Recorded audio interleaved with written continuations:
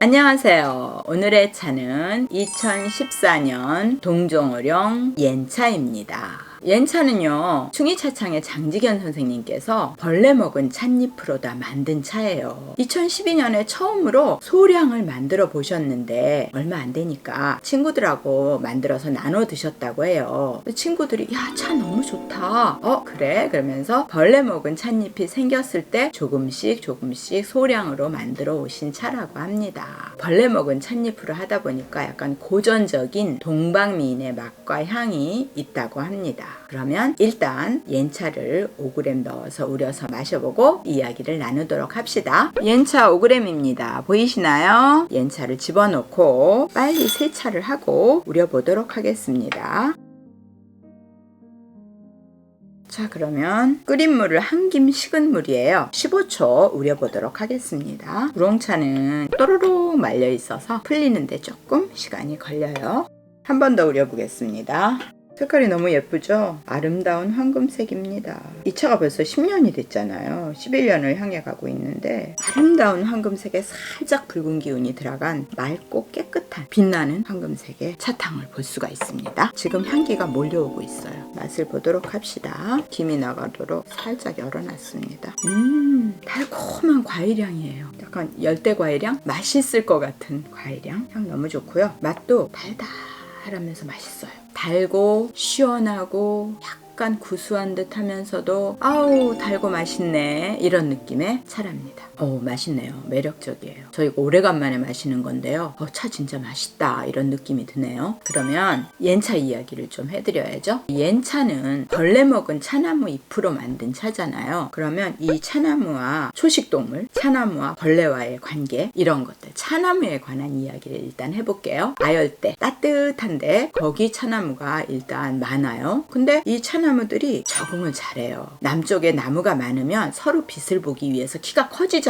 그런 애들이 북쪽으로 가면 자기 키를 낮춰요. 쓸데없는 에너지를 없애는 거죠. 키를 낮춰주고 잎사귀도 줄여요. 잎을 좀 도톰하게 하고. 그리고 겨울을 월동을 해야 되는 차나무의 경우에는 특이하게 아포라는 걸 만들어요. 아포는 뭐냐면요, 새싹이 나오기 전에 그 위에 새싹을 덮어주기 위한 외투처럼 찻잎처럼 나오는 게 있어요. 그 아포가 봄이 돼서 이제 새싹이 나오잖아요. 그러면 새싹이 쭉 올라오면 거기 끝에 붙어 있다가 똑 떨어져 버려요. 아포 차도 있는 걸 봤어요. 세상에 그걸 따서 차로도 하네요. 어쨌건 간에 차나무가 이렇게 자기의 그 생장을 위한 여러 가지 똑똑한 일을 참 많이 해요. 적응을 잘한다는 얘기겠죠. 그러면 차나무가 초식 동물이 막 먹어버리면 많이 없어질 거 아니에요. 그런데요, 정말 신기한 게 차나무 밭에 소를 풀어놨는데 소가 절대로 찻잎을 안 먹는다는 거예요. 이상하죠? 그게 차나무에 있는 폴리페놀 있잖아요. 그 폴리페놀이 초식동물이 못 먹게 하는 그런 작용을 한답니다. 이 폴리페놀이 위 점막을 자극해서 배가 너무 아프대요. 그래서 철없는 송아지가 찻잎을 먹었다가 배 아프고 너무 고생을 해가지고 딱 이걸 기억하게 되는 거예요. 그래서 그 이후로 소는 절대로 찻잎을 먹지 않는답니다. 카페인의 경우가 꿀벌에게 여기서 먹었다는 기억력을 좋게 해준대요. 그러면 차나무에 꽃이 피었을 때 꿀벌이 거기를 기억하고 또 찾아올 거 아니에요? 차나무가 번식하는 데 도움이 되는 그런 역할을 한다네요. 사람이 왜 괜찮은지 궁금하시죠? 사람은 적응한 거예요. 차나무 잎을 따서 계속 우려 마시고 이렇게 살아왔잖아요. 어떤 의미로 보면 사람만 못되게 잎을 뜯어서 먹는다 생각은 하겠지만 후바람에 그 농부들이 차를 키워서 먹으려고 차를 번식을 시키잖아요.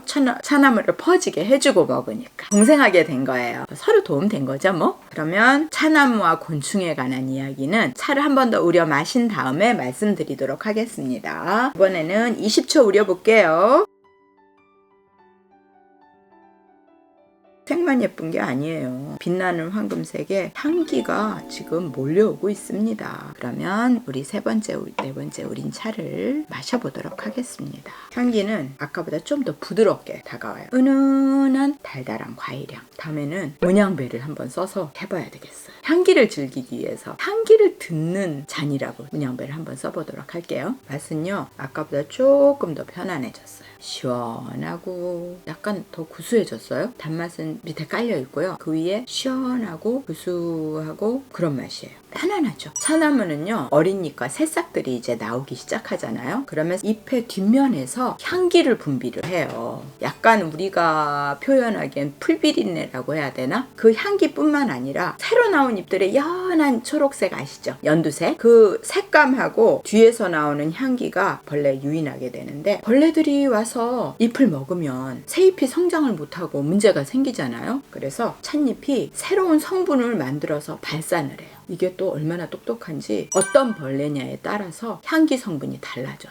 진딧물 이런 거라면 또 어떤 성분, 자벌레에는 또 어떤 성분이 다 따로 있어요. 그러면 소록엽선이 차벌레잖아요. 얘가 차나무의 진액을 빨아먹는 거예요. 찻잎에. 그 찻잎은 색이 붉긋붉긋해지고 쭈그러들고 엉망이 되는 거죠. 자라지 못하게 돼요. 그러면 차나무 입장에서는 큰일이잖아요. 다 죽어버리게 생겼으니까. 그래서 달달하고 맛있는 향기를 발산해요. 이 향기는 이 소록엽선이라는 벌레의 천적을 불러들이는 향기예요. 정말 똑똑하지 않아요? 근데 그 천적 이름이 너무 재미있는 게 흰눈썹 깡총거미예요. 거미인데 이렇게 눈 위에 하얀 띠가 있어요. 그래서 흰눈썹 그리고 이렇게 깡총깡총 뛰어다녀서 흰눈썹 깡총거미를 불러들이는 향기랍니다. 소록엽선을 잡아먹으면 도움이 되겠죠. 벌레에 따라서 맞춤 향기를 부른다는 거죠. 그래서 차나무가 엄청난 자기 보호를 하고 있다는 거예요. 그런데 인간의 입장에서 보니까 차나무가 엉망이 돼서 이거 참 큰일인데 차나무에서 달콤하고 맛있는 향기가 나는 거예요. 그래서 벌레가 많이 물린 차밭일수록 좋은 향기가 나는 거죠. 벌레 먹은 찻잎으로 처음 차를 만든 거는 동방미인이에요. 그래서 동방미인 이야기에 여러 가지 설화가 있는데, 차를 하는 농부가 좀 게을러서 이제 여름에 벌레가 많이 꿰는데 습하고 따뜻하니까 신경 안 쓰고 있다가 약을 치려고 보니까 차나무가 소록엽선으로 뒤덮여서 다 죽게 생긴 거예요. 그래서 어떡하냐고, 그거 가지고 먹고 사는데 차농이 큰일 났잖아요. 근데 향기가 너무 좋아서 그거라도 어떻게 차를 만들어서 팔아야 되겠다. 그리고 그 농부가 벌레 먹은 찻잎을 따가지고 차를 만들었어요.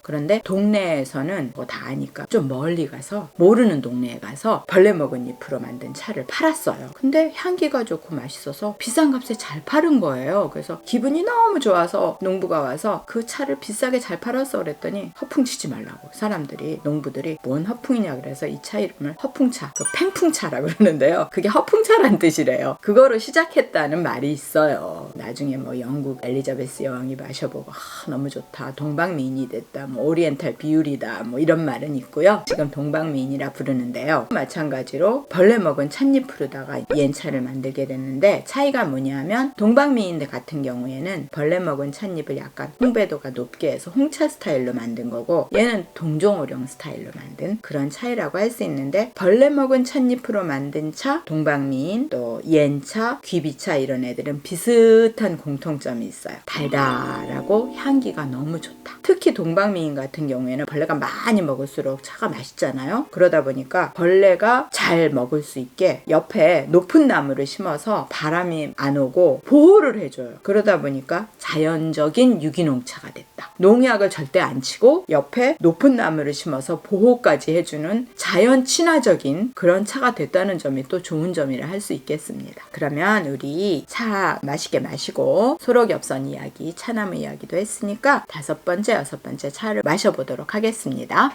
이번에는 조금 오래 25초 우려보겠습니다.